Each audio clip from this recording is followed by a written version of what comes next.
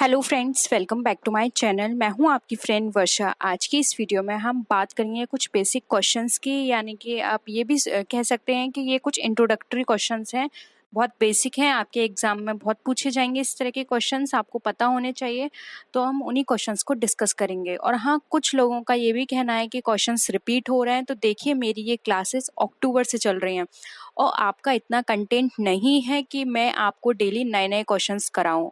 और साथ ही साथ आपको ये भी पता होगा कि हम ये रिवीजन क्लास कर रहे हैं और आप रिवीजन में जो क्वेश्चंस कर चुके हैं उन्हीं को तो दोबारा रिवीजन करेंगे। आप नए क्वेश्चंस नहीं पढ़ेंगे रिवीजन पे। और ये रिवीजन क्लास ही है, तो वही क्वेश्चंस हमारे रिपीट हो रहे हैं, जिससे कि आपको बार बार प्रैक्टिस करने को मिले, आपका कॉन्फिडेंस बने कि हाँ, ये क्वेश्चंस हमें आते हैं। ठीक है।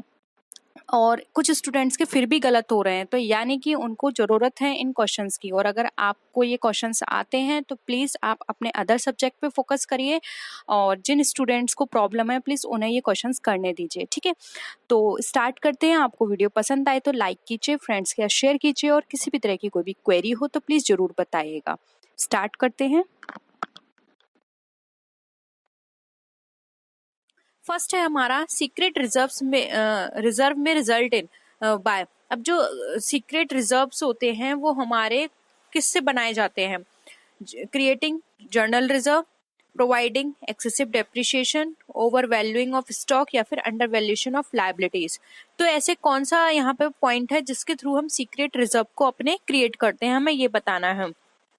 तो देखिए, अगर हम यहाँ पर बात करें सीक्रेट रिजर्व की, तो यहाँ पर जो इसका राइट आंसर होगा वो होगा ऑप्शन नंबर बी, जो कि है हमारा प्रोवाइडिंग एक्सेसिव डेप्रिसिएशन। जब हम एक्सेसिव डेप्रिसिएशन प्रोवाइड कर देते हैं तो वहां पर हमारा क्या होता है, सीक्रेट रिजर्व हमारा क्रिएट हो जाता है। ठीक है। तो यहाँ पे इसका ऑप्शन 2 राइट आंसर हो जाएगा। देखिए, सेकंड क्वेश्चन जो है, क्वेश्चन अगेन हमारा सेम है लेकिन यहाँ पे ऑप्शंस अलग हैं। तो क्या क्या ऑप्शंस हो सकते हैं आप ये भी देख सकते हैं। तो इससे आपको एक क्या होगा, एक आपकी अंडरस्टैंडिंग भी बनेगी कि सीक्रेट रिजर्व इसके थ्रू भी बनाया जा सकता है।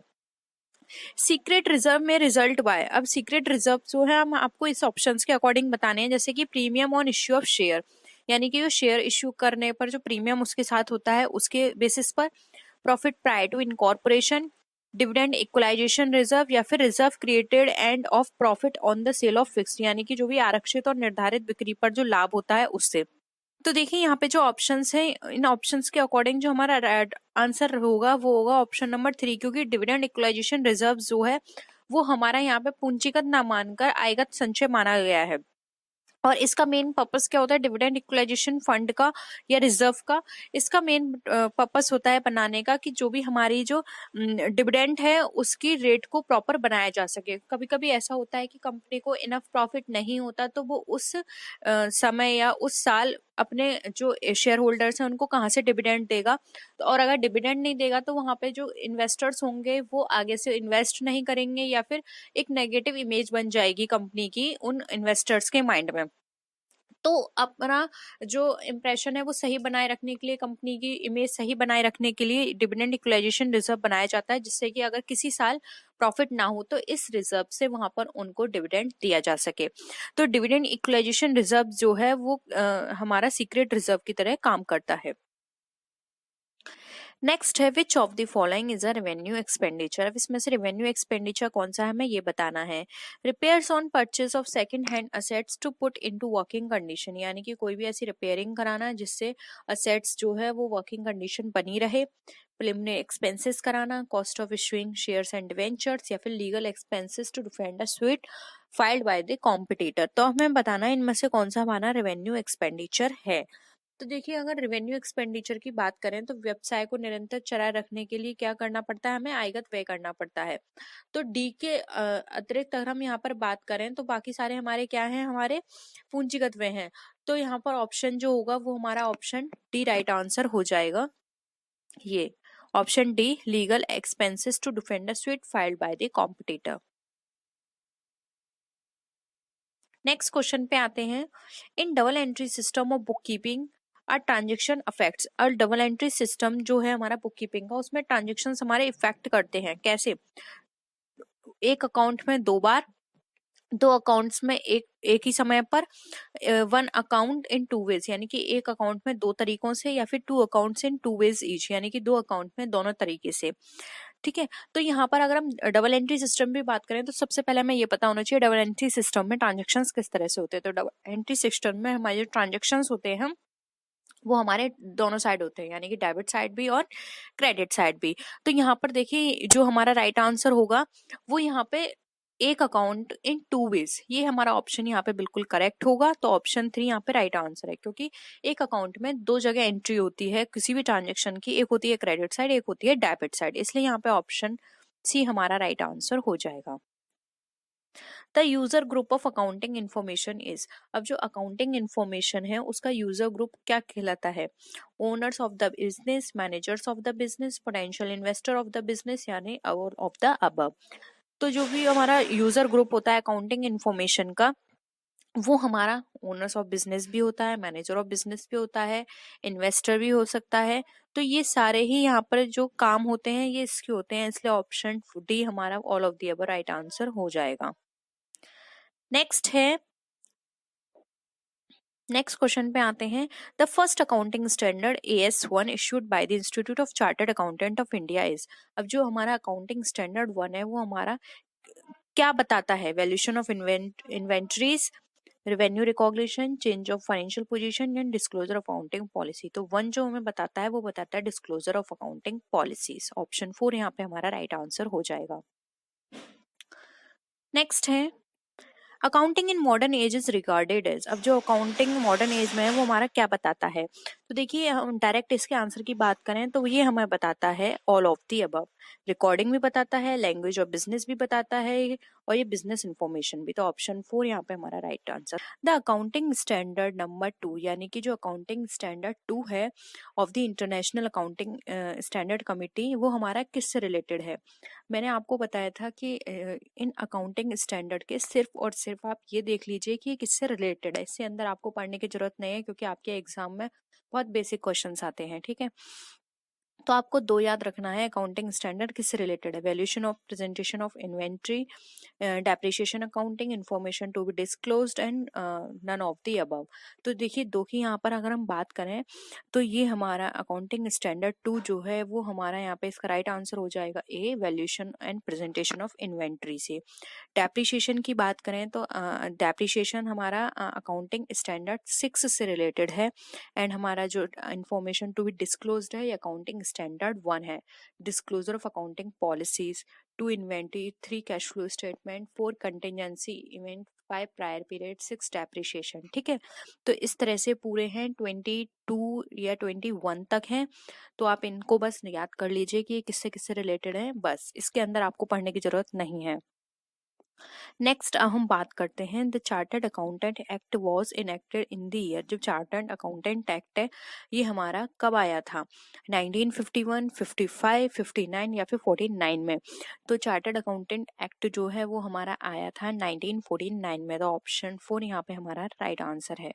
ठीक है, पूरी तरह से इसको यहाँ पे लागू कर दिया गया था 49 में। नेक्स्ट आते हैं the first accounting standard issued by the accounting standard board of India, जो हमारा फर्स्ट अकाउंटिंग स्टैंडर्ड है वो जो इश्यू किया गया था accounting standard board of India के द्वारा, वो कौन सा? अभी अभी मैंने आपको बताया था। वैल्यूएशन ऑफ इन्वेंट्री, तो देखिए ये तो आपको पता ही चल गया 2 है। डेप्रिसिएशन ये भी मैंने आपको बता दिया 6। Disclosure of accounting policy and revenue recognition, इसमें से बताना है। तो डिस्क्लोजर ऑफ अकाउंटिंग पॉलिसी मैंने आपको बताया था कि हमारा फर्स्ट से रिलेटेड है। तो देखिए यहाँ पर जो हमारा राइट आंसर है यहाँ पे फर्स्ट ही पूछा गया है, तो ऑप्शन 3 राइट आंसर हो जाएगा। ठीक है, रेवेन्यू रिकॉग्निशन आपको मुझे कमेंट सेक्शन में बताना है अगर आपको पता है तो।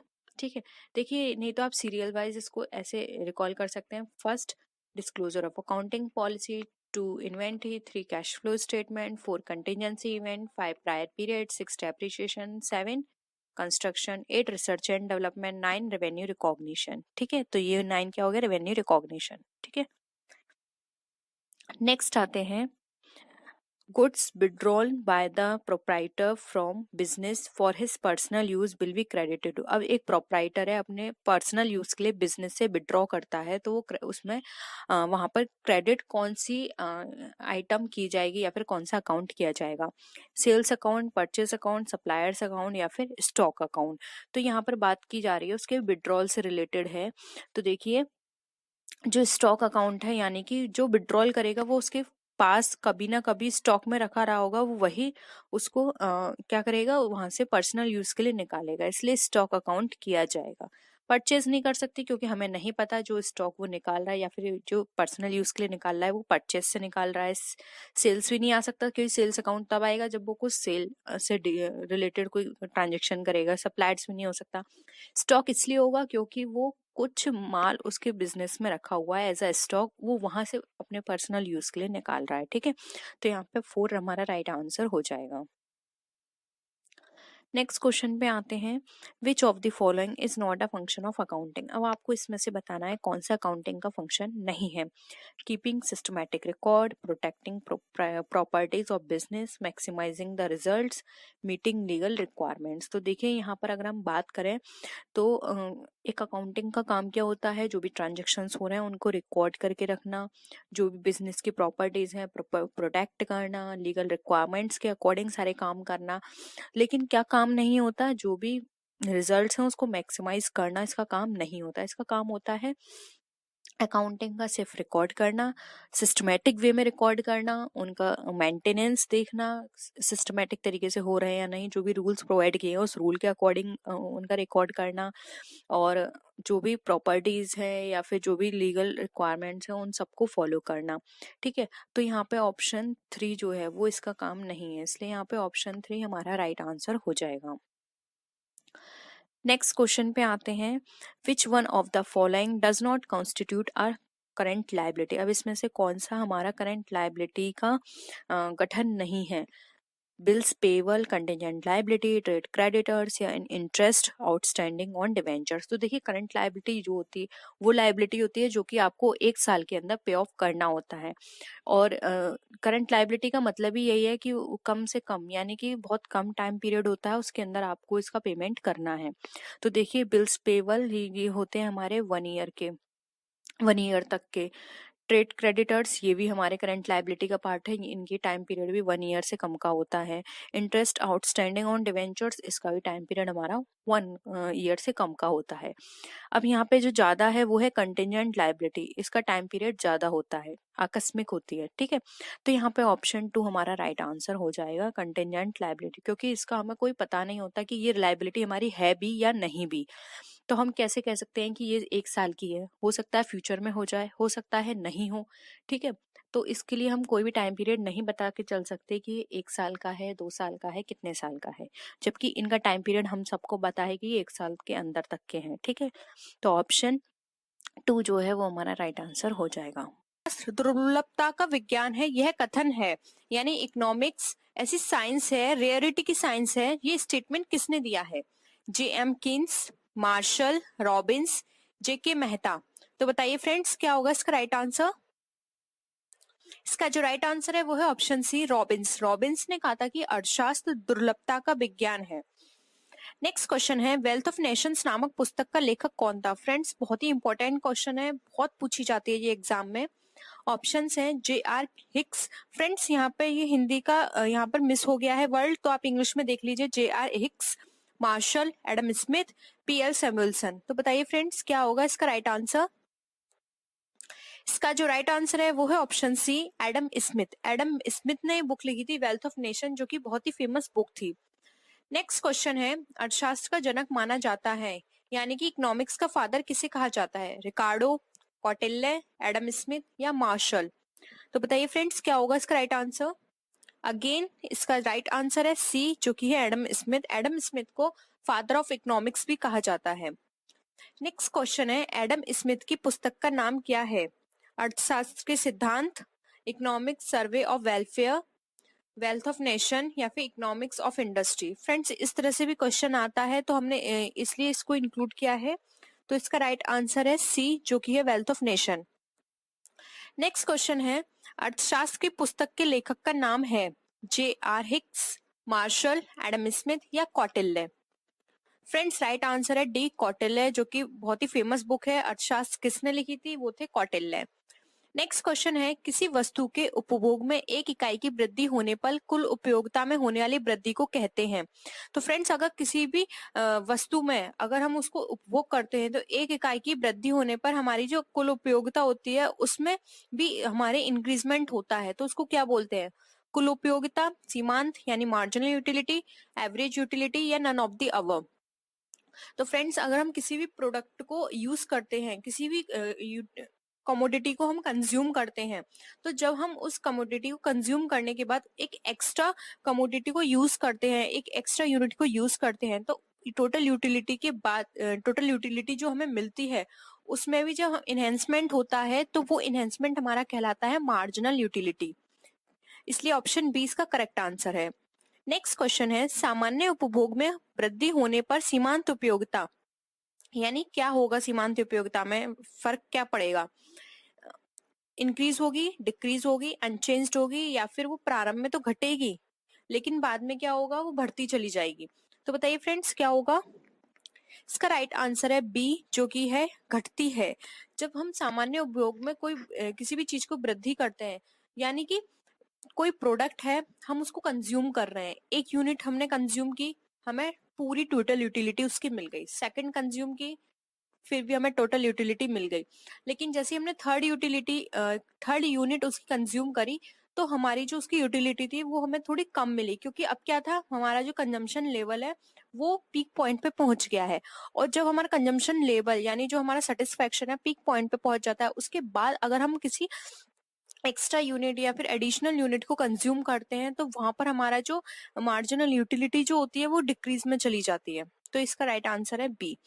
नेक्स्ट क्वेश्चन है, मांग के नियम के अनुसार किसी वस्तु की मांग तब परिवर्तित होती है जब, यानी यहाँ पर लॉ दिया है हमारा, डिमांड लॉ ऑफ डिमांड दिया है। इसमें बता रहे हैं ये कि किसी वस्तु की मांग यानी किसी भी ऑब्जेक्ट में अगर परिवर्तन होता है तो वो कब होगा? उपभोग की आय परिवर्तित होगी तब, या वस्तु की मांग की लोच अधिक होगी, कीमत परिवर्तित होगी, या फिर जनसंख्या परिवर्तित होगी? तो फ्रेंड्स इसका जो राइट आंसर है वो है ऑप्शन सी, कीमत परिवर्तित होगी। फ्रेंड्स आप सब जानते हैं कि लॉ ऑफ डिमांड में ये बताया गया है कि कभी भी अगर किसी भी प्राइस में चेंजेस आ रहे हैं तो हमारी जो डिमांड है उसमें भी चेंजेस आएंगे। अगर किसी प्रोडक्ट में कोई प्रोडक्ट है उसका प्राइस अगर डाउन जा रहा है तो डिमांड वहां इंक्रीज हो जाएगी, और अगर हमारे किसी भी प्रोडक्ट का प्राइस इंक्रीज हो रहा है तो वहां पे डिमांड क्या हो जाएगी? डाउन में चली जाएगी। तो ये लॉ ऑफ डिमांड बताता है। नेक्स्ट क्वेश्चन है, एक आवश्यक वस्तु के लिए मांग की कीमत लोच होती है, यानी price elasticity of demand for necessary items कैसी होगी? 0, 1, 1 से अधिक या 1 से कम? तो फ्रेंड्स का राइट आंसर है ए, 0। फ्रेंड्स कोई भी ऐसी नेसेसरी आइटम है, अगर उसके प्राइस में चेंजेस आ रहे हैं तो वहां पर आपकी वो डिमांड किस तरह की होगी? आप देखिए फ्रेंड्स, नेसेसरी आइटम जैसे कि फूड है, ठीक है, फूड में भी आप लग्जरी फूड ना लेके एक नॉर्मल जो फूड होता है जो कि हर नॉर्मल पर्सन लेता है उसे, आप उस फूड के लिए सोचें। अगर वो फूड इंक्रीज हो रहा है फिर भी आप अपने पेट भरने के लिए, अपनी लाइफ को स्मूथली रनिंग करने के लिए उतना फूड लोगे जितना आपके लिए रिक्वायरमेंट है। लेकिन अगर वो कम हो जाता है उसका प्राइस तब भी आप उतने लोगे। ऐसा नहीं है कि आप उसको एक्सेस में कंज्यूम करने लग जाओगे। या फिर नेसेसरी आइटम जैसे कि मेडिसिन भी हम यहाँ ले सकते हैं। मेडिसिन है, अगर अगर मेडिसिन के प्राइस इंक्रीज होते हैं तो जो हमारी नेसेसरी की जो मेडिसिन होती हैं अगर उनके प्राइस इंक्रीज होंगे तो हम ऐसा नहीं कर सकते कि हम मेडिसिन ला लें, क्योंकि मेडिसिन ना लेने से क्या होगा, हमें और भी ज्यादा उसकी रिक्वायरमेंट होगी, हम बीमार भी पड़ सकते हैं। लेकिन अगर वही मेडिसिन के प्राइस अगर डिक्रीज होते हैं फिर भी हम क्या करेंगे, उस मेडिसिन को लेंगे, उतनी ही लेंगे जितनी हमें जरूरत है। ऐसा नहीं है कि अगर मेडिसिन के प्राइस डिक्रीज हो गए तो फिर मेडिसिन हम ज्यादा क्वांटिटी में लेने लग जाएं, ऐसा कुछ भी नहीं है। तो कुछ आइटम्स ऐसे होते हैं जहां पर हमारे प्राइस का कोई फैक्ट नहीं पड़ता, हमारी डिमांड जितनी पहले थी उतनी ही बाद में भी रहती है। अब हम नेक्स्ट क्वेश्चन पे मूव करते हैं। उत्पत्ति ह्रास नियम, उत्पत्ति ह्रास नियम कहाँ पर लागू होता है? Applies only in agriculture, applies in industry only, applies to all areas of production, या फिर the marginal utility applies the depletion rule? तो बताइए फ्रेंड्स क्या होगा इसका राइट आंसर? इसका जो राइट आंसर है जो उत्पत्ति ह्रास नियम है ये हमारा प्रोडक्शन के सभी एरिया पे अप्लाई होता है, क्योंकि फ्रेंड्स डिप्लीशन हर जगह आता है। हम कोई मशीन यूज कर रहे हैं वहां आएगा, किसी बिल्डिंग को यूज कर रहे हैं वहां भी डिप्लीशन होगा, उसकी वैल्यू में कमी आएगी। तो फ्रेंड्स ये हर जगह होता है। रिपेयरिंग हर किसी में जरूरत होती है, हर किसी को रिक्वायरमेंट होती है उसको मेंटेन करने की। राष्ट्रीय आय को मापा जाता है, यानी कि नेशनल इनकम को हम किस में मेजर करते हैं? देश के कुल उत्पादन द्वारा, यानी कि जो हमारा टोटल प्रोडक्शन होता है वो। देश के कुल विनियोग द्वारा, यानी जो नेशन का टोटल इन्वेस्टमेंट है उसके द्वारा। देश के कुल उपयोग द्वारा, यानी टोटल यूजनेस। या फिर डी ऑप्शन है हमारा कुल राजस्व द्वारा, यानी कि जो हम टैक्स देते हैं उससे हमें पता चलता है जो कि हमारी राष्ट्रीय आय कितनी है। तो बताइए फ्रेंड्स। तो इसका राइट आंसर है ए, जो कि देश के कुल उत्पादन द्वारा। हमारे पूरे ओवरऑल जितना भी प्रोडक्शन हो रहा है पूरे देश में, उससे हमारी राष्ट्रीय आय पता चलती है। नेक्स्ट क्वेश्चन है, भारत में प्रति व्यक्ति आय का अनुमान सर्वप्रथम किसने लगाया था? गोपाल कृष्ण गोखले, दादा भाई नौरोजी, महात्मा गांधी या स्वामी विवेकानंद? तो फ्रेंड्स का राइट आंसर है बी, जो कि है दादा भाई नौरोजी। नेक्स्ट क्वेश्चन पे हम मूव करते हैं। फ्रेंड्स हम इन क्वेश्चंस को ज्यादा डिस्कस नहीं करेंगे, हम जल्दी से रिवीजन करेंगे। ब्याज के तरलता अधिमान सिद्धांत का प्रतिपादन किसने किया था? कीन्स ने, मार्शल ने, नाइट ने या शुम्पेटर ने? तो फ्रेंड्स राइट आंसर है इसका ए, कीन्स ने। नेक्स्ट क्वेश्चन है, लाभ का जोखिम सिद्धांत किसने दिया था? हार्वे, हाले, वाकर या नाइट? तो फ्रेंड्स राइट आंसर है इसका बी, हाले। नेक्स्ट क्वेश्चन पे हम मूव करते हैं। वितरण में उद्यमी को हिस्सा प्राप्त होता है सबसे बाद में, सबसे पहले, बीच में या कभी नहीं? तो फ्रेंड्स का राइट आंसर है ए, जो कि है सबसे बाद में। अब फ्रेंड्स हम नेक्स्ट क्वेश्चन पे फिर से मूव करते हैं, जो कि हमारा समय वरीयता का विचार किसने दिया था? ऑप्शन है ओहलिन ने, विक्सेल ने, फिशर ने या मार्शल ने? तो फ्रेंड्स का राइट आंसर है सी, फिशर ने। नेक्स्ट क्वेश्चन पे हम मूव करते हैं, वो है हमारा लाभ के नवप्रवर्तन सिद्धांत का प्रतिपादन किसने किया था? नाइट ने, हाले ने, शुम्पेटर ने या शैकल ने? तो फ्रेंड्स राइट आंसर है इसका सी, जो कि है हमारा शुम्पेटर। नेक्स्ट क्वेश्चन है, आभासी लगान की अभिधारणा किसने दी थी? ऑप्शंस हैं ए, एडम स्मिथ, मार्शल ने, रिकार्डो ने या फिर जे एम मिल ने? तो फ्रेंड्स का जो राइट आंसर है वो है ऑप्शन बी, जो कि है मार्शल। मार्शल ने आभासी लगान की अवधारणा दी थी। नेक्स्ट क्वेश्चन है, अब ब्याज के तरलता पसंदगी सिद्धांत में सट्टा उद्देश्य के लिए मुद्रा की मांग निर्भर करती है। तो बताइए फ्रेंड्स, सट्टा उद्देश्य के लिए मुद्रा की मांग किन चीजों पर निर्भर करती है? जनसंख्या के आकार पर, यानी पॉपुलेशन पर, आय स्तर यानी कि इनकम लेवल, रहन सहन का स्तर यानी कि स्टैंडर्ड ऑफ लिविंग, या फिर ब्याज दर यानी कि इंटरेस्ट रेट? तो फ्रेंड्स का राइट आंसर है डी, इंटरेस्ट रेट। हम नेक्स्ट क्वेश्चन पे मूव करते हैं।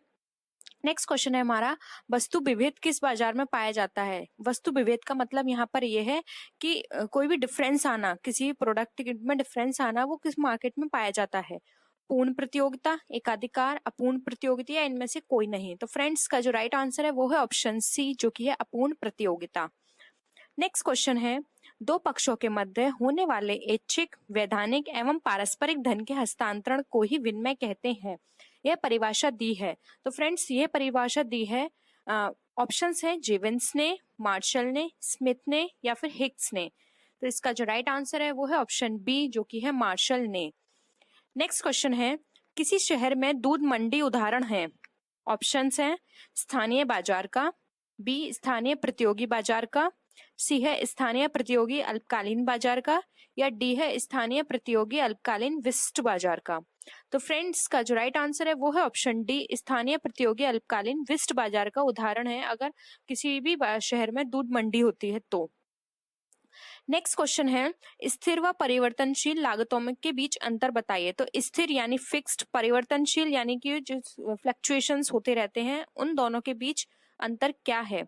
मात्रा का अंतर है, किस्म का अंतर है, दोनों का अंतर है या उपरोक्त में से किसी का अंतर नहीं है? तो फ्रेंड्स राइट आंसर है ए, मात्रा का अंतर है। हम नेक्स्ट क्वेश्चन पे मूव करते हैं। नेक्स्ट क्वेश्चन है हमारा, समान कीमत किस बाजार की विशेषता है? एकाधिकार, पूर्ण प्रतियोगिता, एकाधिकारिक प्रतियोगिता या इनमें से कोई नहीं? तो फ्रेंड्स राइट आंसर है इसका पूर्ण प्रतियोगिता, यानी परफेक्ट कंपटीशन। नेक्स्ट क्वेश्चन है, दीर्घकाल में पूर्ण प्रतियोगिता में फर्म यानी फर्म किस तरह से बिहेव करती हैं? हानि वहन करती हैं, बी ऑप्शन असामान्य लाभ प्राप्त करती हैं, सी ऑप्शन सामान्य लाभ प्राप्त करती हैं, डी ऑप्शन कीमत परिवर्तित कर देती हैं। तो बताइए फ्रेंड्स, दीर्घकाल में जो पूर्ण प्रतियोगिता होती है यानी परफेक्ट कंपटीशन में फर्म किस तरह का बिहेव करती हैं? तो इसका राइट आंसर है ऑप्शन सी, सामान्य लाभ प्राप्त करती हैं, यानी कि नॉर्मल प्रॉफिट होता है उसको वो रिसीव करती हैं। The credit balance in the bank account is, अब जो क्रेडिट बैलेंस है जो बैंक अकाउंट में, वो हमारा क्या शो करता है? ऑप्शंस हैं an assets, an liability, an expense और कंटिजेंट लाइबिलिटी। तो देखिए यहाँ पर अगर हम बात करें क्रेडिट बैलेंस की, जो कि हमारा बैंक अकाउंट के अंदर शो करता है, तो ये शो करता है हमारी लाइबिलिटी को, जबकि अगर हम डेबिट बैलेंस की बात करें तो हमारे असेट्स को शो करता है। इसलिए यहाँ पे ऑप्शन जो है हमारा 2 वो हमारा राइट आंसर होगा। नेक्स्ट है returns outward book makes record of, यानी कि रिटर्न आउटवर्ड बुक जो होती है वो किसका रिकॉर्ड करती है? तो देखिए ऑप्शन है goods return to the suppliers, यानी सप्लायर्स को गुड रिटर्न किया, गुड्स रिटर्न टू कस्टमर यानी कस्टमर को गुड रिटर्न किया, उसके बाद है यहाँ पर goods return to proprietor, proprietor को गुड्स रिटर्न किया, फिर है गुड्स रिटर्न टू नेबर्स, यानी कि नेबर्स को गुड रिटर्न किया। तो देखिए यहाँ पर इसका राइट आंसर होगा, तो ये है हमारे ऑप्शंस। तो देखिए यहाँ पर अगर हम बात करें गुड्स आउटवर्ड बुक की, तो देखिए यहाँ पे हमें बताता है कि जो हमारे सप्लायर्स हैं उनको हमने जो माल है उसको वापस किया, goods return to suppliers, return outward book ये हमें शो करता है, इसलिए ऑप्शन है यहाँ पे हमारा राइट आंसर है। नेक्स्ट क्वेश्चन पे आते हैं। नेक्स्ट क्वेश्चन है हमारा cash book prepared on impressed system in, अब जो कैश बुक है वो इम्प्रेस सिस्टम में दिखाई जाती है, तो वो किस तरह की होती है? 2 कॉलम कैश बुक की तरह, प्रिटी कैश बुक या फिर परचेज बुक। तो देखिए यहाँ पर अगर हम बात करें तो जो इम्प्रेस सिस्टम के अंदर हम अपनी कैश बुक प्रिपेयर करते हैं वो हमारी प्रिटी कैश बुक कहलाती है। Friends, mainly petty cash book वो कैश बुक होती है जिसके अंदर हम जो छोटे छोटे हमारे जो खर्चे होते हैं हम उसको इंक्लूड करते हैं, फिर बाद में जब हम उसको उससे रिलेटेड अकाउंट में पोस्टिंग करते हैं तो डायरेक्ट एक अगर हम एक आइटम के रूप में उन सबको इंक्लूड कर लेते हैं। फॉर एग्जाम्पल, जैसे कि हमने स्टेशनरी में खरीदे पेन, पेंसिल्स, इरेजर, स्केल, ये सारी चीज़ें खरीदी, तो प्रिटी कैश बुक में तो ये अलग अलग मेंशन कर दी जाएगी, लेकिन जब हम इसकी पोस्टिंग करेंगे जर्नल में या फिर अदर इससे रिलेटेड लेजर में, तो वहाँ पर हम पोस्टिंग करेंगे एज अ स्टेशनरी, वहाँ पे ये अलग अलग आइटम शो नहीं किए जाएंगे, वहाँ पे एज अ स्टेशनरी शो किया जाएगा। प्रिटी कैश बुक का मेन पर्पस होता है जैसे जो भी एक्सपेंस हो रहा है उसको उसी टाइम रिकॉर्ड करना, ठीक है, क्योंकि छोटे छोटे खर्चे ऐसे होते हैं बाद में हम भूल जाएंगे, तो प्रिटी कैश बुक में उसी टाइम नोट कर लिए जाते हैं, फिर बाद में जब उसको उससे रिलेटेड जो पोस्टिंग होती है जब वहाँ पे उसको ट्रांसफर किया जाता है तो एक बड़े हेड में उन सारे छोटे खर्चों को एक बड़े अमाउंट में लिख दिया जाता है, तो वो हमारा प्रिटी कैश बुक इसमें मदद करता है, ठीक है। तो एक तरह से ये यहाँ पर क्या हो गया, छोटे छोटे खर्चे हम भूले भी नहीं और साथ ही साथ हमारी पूरी हमारे पास इंफॉर्मेशन भी है, कभी हमें पता चले कि फॉर एग्जांपल स्टेशनरी है वो हमारी ज़्यादा अमाउंट की आ गई, तो हम बाद में एज अ रेफरेंस देख सकते हैं कि इस स्टेशनरी में एक्चुअल में हमने कौन कौन से आइटम परचेज किए हैं, ठीक है। तो ये था हमारा petty cash book, option 3 right answer है। नेक्स्ट आते हैं the statement send along with purchase return is, अब खरीद रिटर्न के साथ भेजा गया बयान क्या कहलाता है? Credit note, bills payable book, debit note या फिर परचेस रिटर्न बुक। तो देखिए यहाँ पर बात की जा रही है एक स्टेटमेंट की जो कि हम परचेस रिटर्न करते हैं तो उसके साथ हमें एक नोट भेजना होता है, उसको हम क्या बोलते हैं? तो देखिए यहाँ पर इसका राइट आंसर होगा ऑप्शन नंबर ए, जो कि हमारा है क्रेडिट नोट। वो क्रेडिट नोट कहलाता है क्योंकि उस पर पूरा मेंशन होता है कि हमने इतने रुपए का माल सेंड किया है, ठीक है, परचेस रिटर्न किया है, तो ऑप्शन ए यहाँ पे हमारा राइट आंसर हो जाएगा।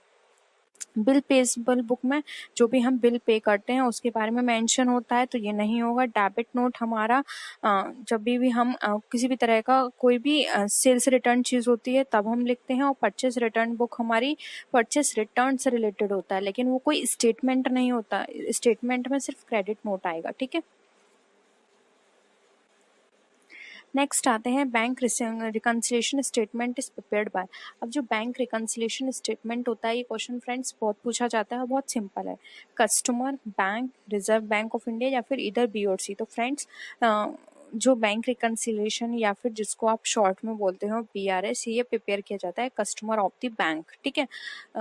कस्टमर ये देखता है कि बैंक में जो भी ट्रांजैक्शंस उसके द्वारा किए जा रहे हैं बैंक से, बैंक उसकी सही टाइम पर पोस्टिंग कर रही है या नहीं, या उसके पास जो बुक है पासबुक उसमें सही एंट्री की जा रही है नहीं। तो इन दोनों को मैच करने के लिए वो जो स्टेटमेंट बनाता है उसे बोलते हैं BRS, यानी कि bank reconciliation statement, cash book का पासबुक से मिलान करने के लिए। ठीक है, नेक्स्ट आते हैं फ्रेंड से थोड़ा बड़ा क्वेश्चन है, तो मैं इसका फॉन्ट साइज छोटा कर रही हूँ। तो आई होप आपको क्लियर होगा, या फिर आप 2 बार देख लीजिए। पहले आप क्वेश्चन पढ़ लीजिए। देखिए क्वेश्चन है हमारा, while preparing bank reconciliation statement, checks paid into bank but not yet cleared are, यानी कि जब आप बैंक रिकंसिलिएशन स्टेटमेंट प्रिपेयर करते हैं तो चेक जो आपका बैंक में पेड हो गया है लेकिन वो अभी तक क्लियर नहीं हुआ है।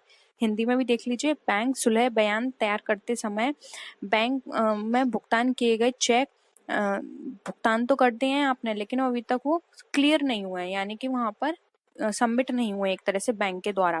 तो ठीक है, ऑप्शंस देखिए यहाँ पर कौन क्या क्या हो सकता है। 4 ऑप्शंस हैं हमें यहाँ पर।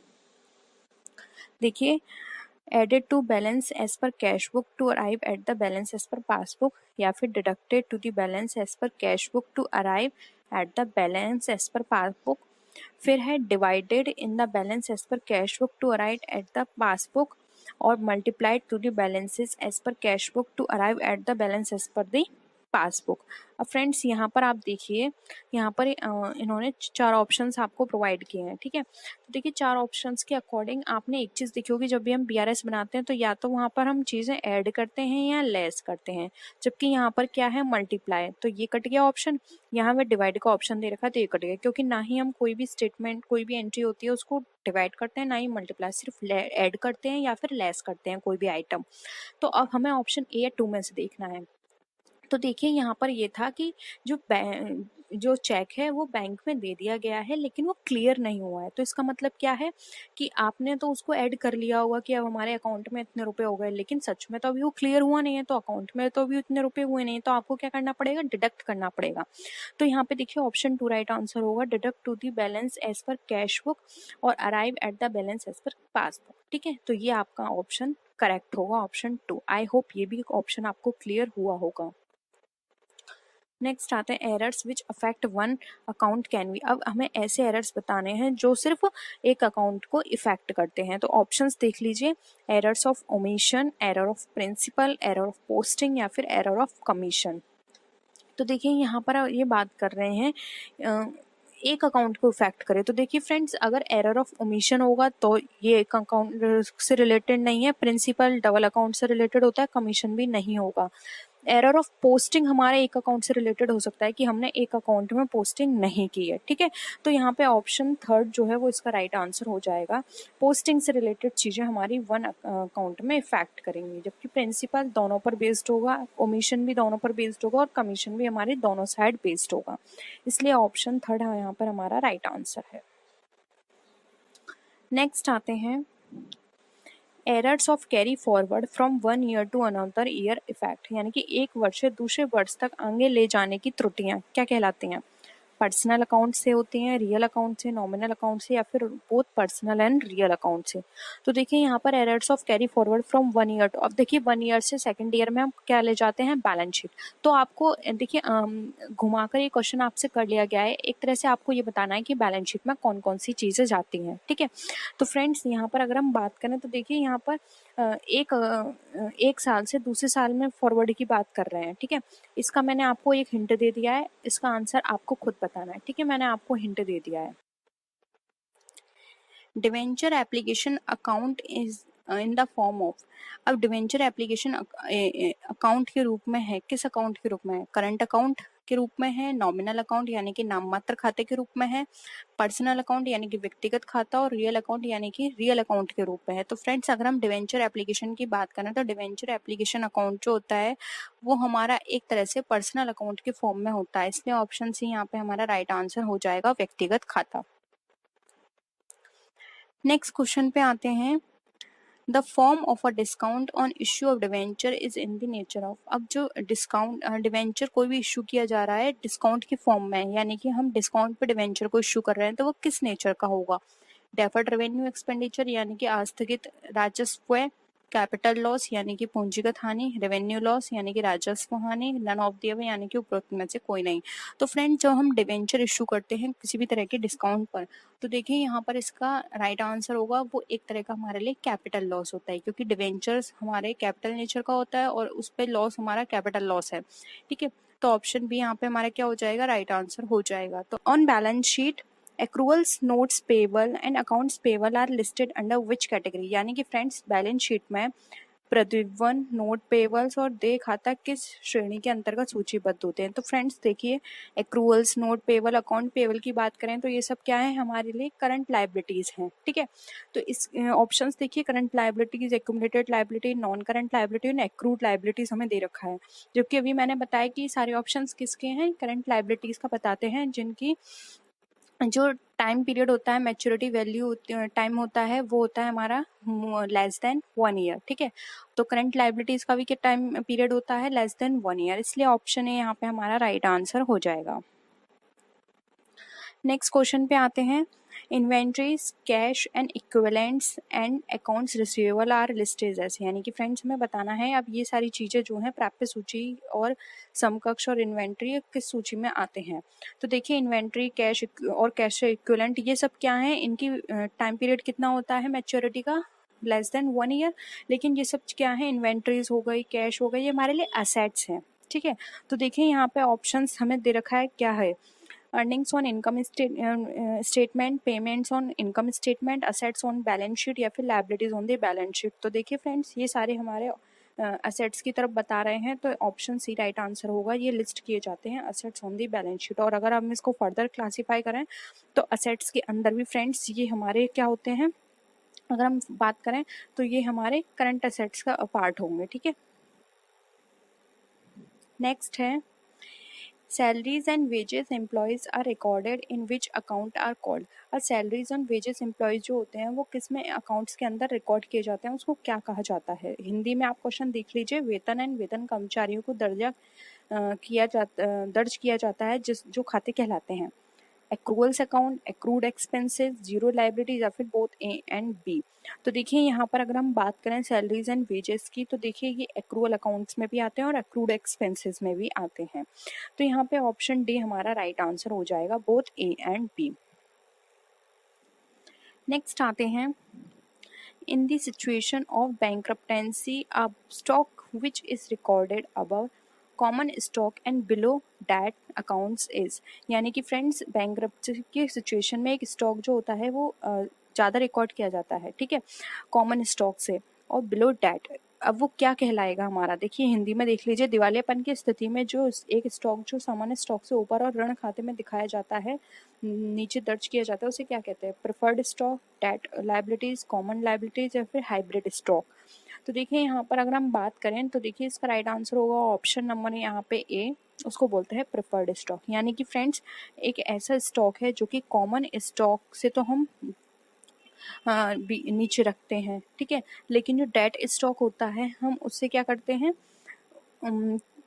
कॉमन स्टॉक से हम ऊपर रखते हैं और डेट स्टॉक से नीचे रखते हैं। यानी कि हम ये देखते हैं कि ना हमें नुकसान हो और ना ही वो हमारे पास एक्स्ट्रा पड़ा रहे, इस तरह से हम देख के चलते हैं, तो वो स्टॉक हमारा प्रेफर्ड स्टॉक कहलाता है। ठीक है, कॉमन स्टॉक से ज़्यादा रखते हैं हम, जैसे कि हमने फिक्स कर लिया अमाउंट कि डेली हमें इतना स्टॉक चाहिए। ठीक है, वो कॉमन है, जैसे कि 50 यूनिट्स चाहिए, कॉमन स्टॉक है हमारा 50 यूनिट्स, तो हम उससे थोड़ा ज़्यादा रखेंगे, जैसे कि हमने 55 यूनिट्स एक्स्ट्रा लिया है। ठीक है, तो टोटल 50 हमें चाहिए था, 5 हमने एक्स्ट्रा ले लिया, 55 हो गया। लेकिन बिलो डेट से बिलो रखेंगे, जैसे कि बिलो डेट हमारी जो पोजीशन निकल कर आई वो 60 थी, तो हमने कितना लिया, 55 लिया, ना हमने 50 लिया। 50 था हमारा कॉमन स्टॉक की एवरेज था, जो हमें कॉमन स्टॉक की जो लाइन दे रहा था, वहीं हमारा 60 जो है वो डेट स्टॉक की लाइन दे रहा था। तो हमने इन दोनों के बीच की सिचुएशन प्रेफर की, जो कि थी हमारी 55।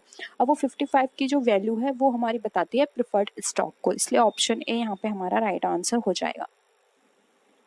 नेक्स्ट क्वेश्चन है, A firm buys product but does not pay to suppliers instantly. This is recorded as, यानी कि एक फर्म जो उत्पादों को खरीदती है लेकिन आपूर्तिकर्ताओं को तुरंत भुगतान नहीं करती है, किस रूप में दर्ज होता है।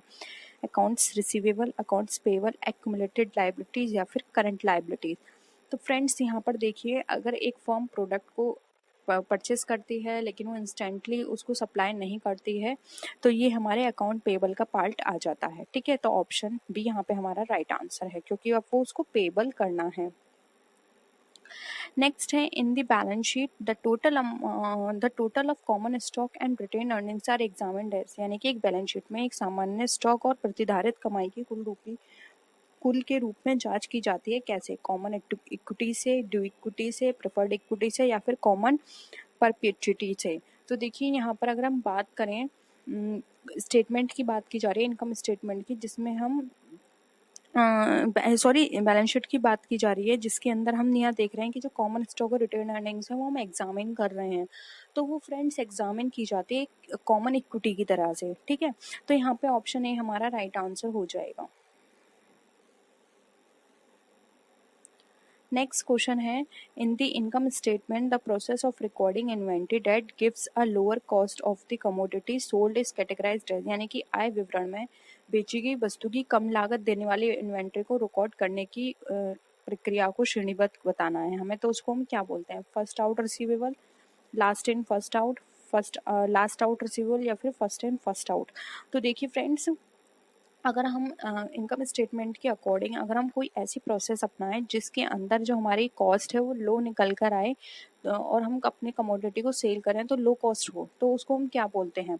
तो फ्रेंड, जब हमारी इस तरह की सिचुएशन अगर हमारे सामने होती है तो हम प्रेफर करते हैं कि लास्ट एंड फर्स्ट आउट करें। तो option B right answer. Last and first out का मतलब है कि जो बाद में हमारे पास माल निकल कर आया है, जो बाद में हमने परचेस किया, हम उसको पहले सोल्ड आउट कर देंगे। ठीक है, last in first out strategy अपनाएंगे। और फर्स्ट इन फर्स्ट आउट क्या होता है? जो पहले का माल है वो अब सस्ता हो गया है, तो हम क्या करेंगे, जो हमने पहले हाई अमाउंट पे बेचा था अब वो सस्ता है, तो हम उसको स्टॉक करके रखेंगे, हम उसको नहीं बेचेंगे। लेकिन देखेंगे लास्ट में जो अमाउंट हमने परचेस किया है वो महंगा, इस टाइम अगर प्रेजेंट में देखें तो उसके प्राइस बहुत हाई है, तो हम लास्ट वाले माल को पहले निकालेंगे, जिससे कि हमें जो अमाउंट है वो ज़्यादा मिले। ठीक है, तो ये situation last and first out हमारे लिए ज़्यादा प्रेफरेबल रहेगी।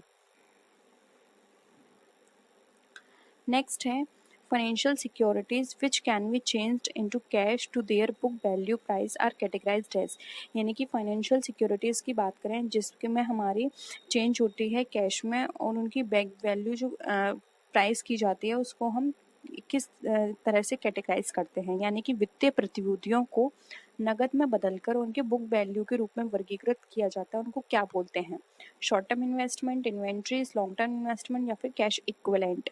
तो देखिए यहाँ पर अगर हम बात करें तो इसका राइट आंसर हो जाएगा ऑप्शन नंबर डी, ऐसी फाइनेंशियल सिक्योरिटी जिसको हम कैश में चेंज कर देते हैं और उनको बुक प्राइस को हम लिखते हैं। तो फ्रेंड्स, जब हम कोई भी चीज़ कैश में कन्वर्ट करते हैं तो वो कैश इक्विवेलेंट कहलाती है, और उसको हम उनके जो बुक वैल्यू प्राइस होती है उसके कैटेगराइजेशन में करके उसको मेंशन करके नोट करते हैं। ठीक है, तो वो कैश इक्विवेलेंट हमारी कहलाती है।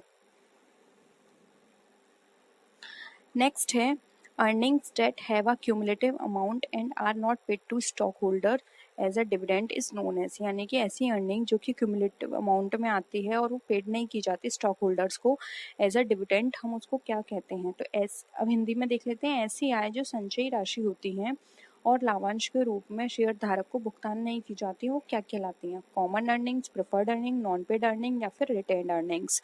तो देखिए यहाँ पर इसका राइट आंसर हो जाएगा option number D, retained earnings. फिर हम रिटेन्ड अर्निंग्स वो अर्निंग्स होते हैं जो कि कभी भी पेड पर्पज से यूज़ नहीं की जाती हैं, वो फ्यूचर के रेफरेंस में वो बिजनेस में स्टोर करके रख ली जाती हैं, यानी कि एक तरह से हम कहते हैं रिजर्व करके रख ली जाती हैं फ्यूचर पर्पज़ के लिए। जब फ्यूचर में किसी भी तरह की ज़रूरत होगी तब उनको खर्च किया जाता है। तो ये रिटेन अर्निंग्स जो होती हैं इसका अमाउंट कभी भी किसी क्रेडिटर को पे करने के लिए या फिर किसी भी तरह के जो पैसे पेमेंट होते हैं उनके लिए नहीं किया जाता, ये फ्यूचर पर्पज से रखी जाती हैं। ठीक है, तो ऑप्शन डी यहाँ पे हमारा राइट आंसर है। नेक्स्ट क्वेश्चन है, information that is used by investors for forecasting future earnings is documented है, यानी कि भविष्य की कमाई का पूर्वानुमान लगाने के लिए निवेशकों द्वारा उपयोग की जाने वाली जानकारी का दस्तावेजीकरण को क्या कहते हैं? Annual report, 5 years report, exchange report या फिर स्टॉक रिपोर्ट। तो फ्रेंड, जब इन्वेस्टर्स एनालाइज करते हैं या फिर हम बुक कहें तो फोरकास्टिंग करते हैं फ्यूचर अर्निंग्स की कि उन्हें फ्यूचर में कितना मिलेगा, तो उसको हम क्या बोलते हैं। तो फ्रेंड्स, राइट आंसर हो जाएगा ऑप्शन ए, एनुअल रिपोर्ट। क्योंकि फ्रेंड्स, इन्वेस्टर्स एनुअल रिपोर्ट के बेसिस पर ही ये डिसीजन लेते हैं कि हमें इस कंपनी में कितना प्रॉफिट होगा, हमें इसमें इन्वेस्ट करना चाहिए या नहीं, क्योंकि उनकी पूरी फोरकास्टिंग एनुअल रिपोर्ट पे बेसिस होती है। इसलिए ये कहा जाता है कि एनुअल रिपोर्ट में कंपनी को अपनी ट्रू पिक्चर शो करनी चाहिए, क्योंकि इन्वेस्टर का पूरा डिसीजन सिर्फ एनुअल रिपोर्ट पे ही डिपेंड होता है। अगर आपकी एनुअल रिपोर्ट सही नहीं है तो इन्वेस्टर्स आपके बिजनेस में इनिशिएट नहीं लेंगे उसमें, अगर हम कहें तो उसमें इन्वेस्ट करने का। इसलिए एनुअल रिपोर्ट हमेशा कंपनी की ट्रू पिक्चर शो करे, तभी कंपनी को फ़ायदा मिलेगा, क्योंकि इन्वेस्टर्स पूरा डिसीजन सिर्फ एनुअल रिपोर्ट के बेसिस पर करते हैं। और एनुअल रिपोर्ट में हर चीज़ क्लियरली गिवन होनी चाहिए कि उसका प्रॉफिट रेशो कितना है, अर्निंग रेशो कितना है, इन्वेस्टर्स के लिए क्या पॉलिसी है, ये सारी चीज़ें क्लियरली उसमें डिफाइन होनी चाहिए। ये सारी चीज़ें मैटर करती हैं एक इन्वेस्टर के लिए, क्योंकि उसका पूरी फोरकास्टिंग इसी पे डिपेंड करती है। इसलिए ऑप्शन ए राइट आंसर है। Government introduce the concept of rolling plan, यानी रोलिंग प्लान जो है उसका कॉन्सेप्ट किस गवर्नमेंट के टाइम पीरियड में आया था, आपको ये बताना है, या किसने दिया था ये कॉन्सेप्ट। मनमोहन गवर्नमेंट, वाजपेयी, जनता या फिर राव। तो फ्रेंड्स, ये बहुत ही इंपॉर्टेंट है। 5 ईयर प्लान पढ़े हैं तो आपने इनको भी पढ़ा होगा, रोलिंग प्लान को। तो इसका जो राइट आंसर होगा वो होगा ऑप्शन नंबर सी, जनता गवर्नमेंट ने रोलिंग प्लान को इंट्रोड्यूस किया था। ठीक है। नेक्स्ट है GATT was born in India. अब गेट का जन्म कब हुआ था, आपको ये बताना है। 1948, 1945, 1947 या फिर 1950। तो देखिए, इसका राइट आंसर होगा यहाँ पे ऑप्शन नंबर ए, जो कि 1948।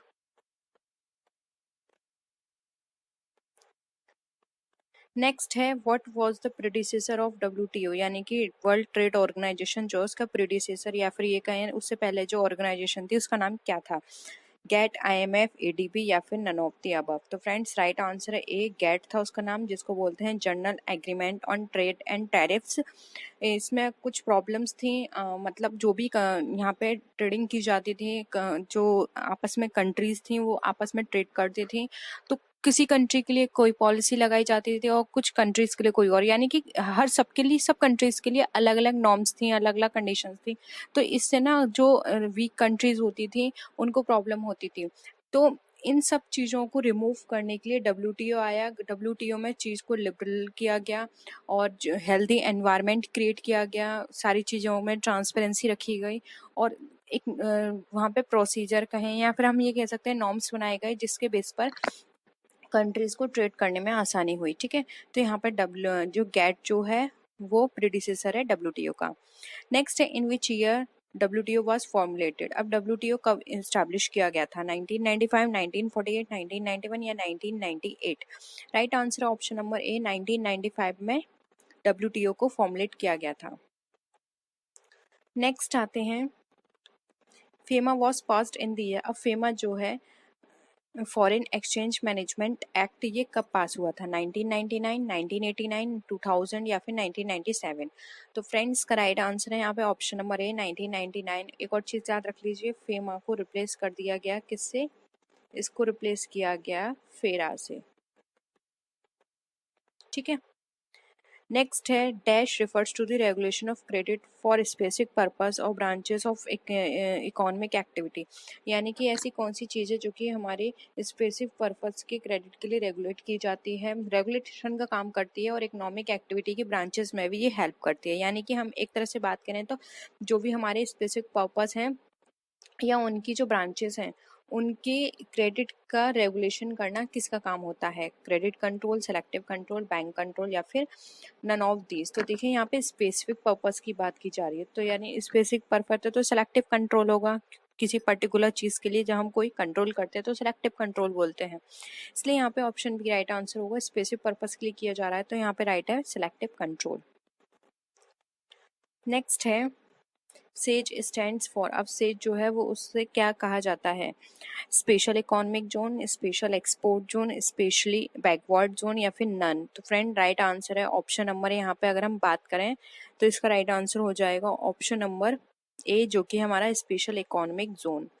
नेक्स्ट है dash is an act to control and regulate the concentration of economic power to the common detriment, यानी कॉमन डिटायरमेंट के लिए कंसंट्रेशन करके रखना इकोनॉमिक पावर को, वो कौन सा एक्ट करता है? एडा एक्ट, एमआरटीपी, आईएलओ या फिर फेरा?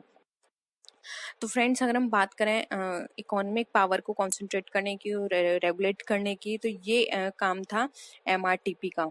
एमआरटीपी यहाँ पे ऑप्शन बी राइट आंसर है, जिसको बाद में चेंज कर दिया गया। अब वो क्या है वो आपने कल की वीडियो देखी होगी तो आपको पता चल गया होगा, ठीक है। नेक्स्ट है consumer protection act was came in force. अब कंज्यूमर प्रोटेक्शन एक्ट जो है वो कब आया था? 1985, 1986, 1999 या फिर 1989? तो राइट आंसर है ऑप्शन नंबर बी, 1986 में कंज्यूमर प्रोटेक्शन एक्ट आया था। नेक्स्ट क्वेश्चन पे आते हैं। Dash consist of economic condition, economic policies, industrial policies and economic system, यानी कि आर्थिक स्थितियों, आर्थिक नीतियों, आर्थिक औद्योगिक नीतियों और आर्थिक प्रणाली में मिलकर जो सारी चीजें काम करती हैं उसको हम क्या बोलते हैं? Business environment, economic environment, natural environment या फिर नन? तो देखिए फ्रेंड्स यहाँ पे सारी चीजें जो हैं वो किससे कंसर्न है? इकोनॉमी से कंसर्न है, कंडीशन पॉलिसी इकोनॉमिक से कंसर्न है, industrial policy and economic system, यानी सारे हमारी इकोनॉमी से रिलेटेड कंपोनेंट्स हैं। तो इसके लिए जो वर्क करेगा वो होगा हमारा इकोनॉमिक एनवायरनमेंट। और अगर इसकी जगह हमारा business condition, business policy, business system की बात करते हैं तो वहाँ होता है बिजनेस एनवायरनमेंट, ठीक है। इकोनॉमी से कंसर्न है ये सारी चीजें, इसलिए इकोनॉमिक एनवायरनमेंट यहाँ पे हमारा राइट आंसर हो जाएगा। नेक्स्ट क्वेश्चन है, Indian economy is an example of. अब जो इंडियन इकोनॉमी है वो किसका एग्जांपल है? Capitalist economy, closed economy, mixed economy या फिर नन ऑफ दी? तो ये आप सबको पता होगा, बहुत ही कॉमन क्वेश्चन है और इस तरह के क्वेश्चंस पूछ लिए जाते हैं, ठीक है। तो इंडियन इकोनॉमी जो है वो हमारी मिक्स्ड इकोनॉमी है, ठीक है। नेक्स्ट क्वेश्चन है, dash economy is not plan, control and regulated by the government, यानी ऐसी कौन सी इकोनॉमी है जो कि ना तो प्लान की जाती है गवर्नमेंट के द्वारा, ना ही कंट्रोल की जाती है और ना ही रेगुलेट की जाती है? ऑप्शंस है closed economy, mixed economy, free market economy या फिर none of these.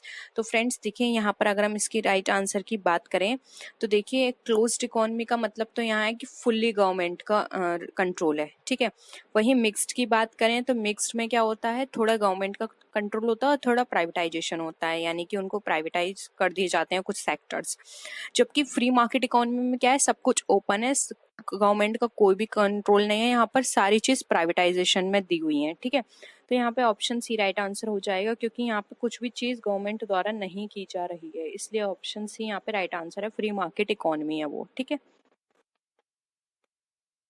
Next question है, dash is the apex body of the economic planning in India. अब इकोनॉमिक प्लानिंग के लिए कौन सी एपेक्स बॉडी जो है वो वर्क करती है इंडिया में? Planning commission, parliament, supreme court या फिर नन ऑफ दीज?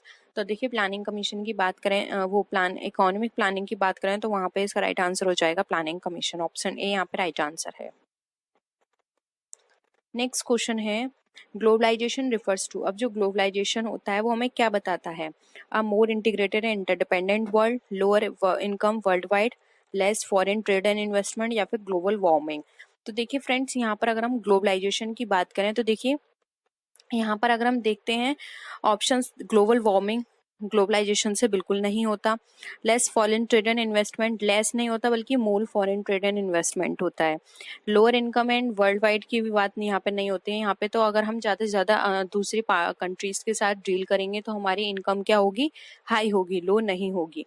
इसलिए यहाँ पे ऑप्शन ए राइट आंसर होगा, ये मोर इंटीग्रेटेड यानी सारी चीज़ों को मिलकर वर्क करता है और इंटरडिपेंडेंट वर्ल्ड की बारे में बताता है। यानी कि ग्लोबलाइजेशन में क्या है, सब कुछ ओपन है, आप किसी भी कंट्री के साथ, किसी भी बिजनेसमैन के साथ, वो चाहे किसी भी कंट्री का हो, आप उसके साथ बिजनेस कर सकते हैं, अपने प्रोडक्ट को किसी भी कंट्री में जाके सेल कर सकते हैं। तो सब कुछ ग्लोबलाइज है, ठीक है, सब कुछ ओपन है आपके लिए, इसलिए ऑप्शन ए यहाँ पे हमारा राइट आंसर हो जाएगा।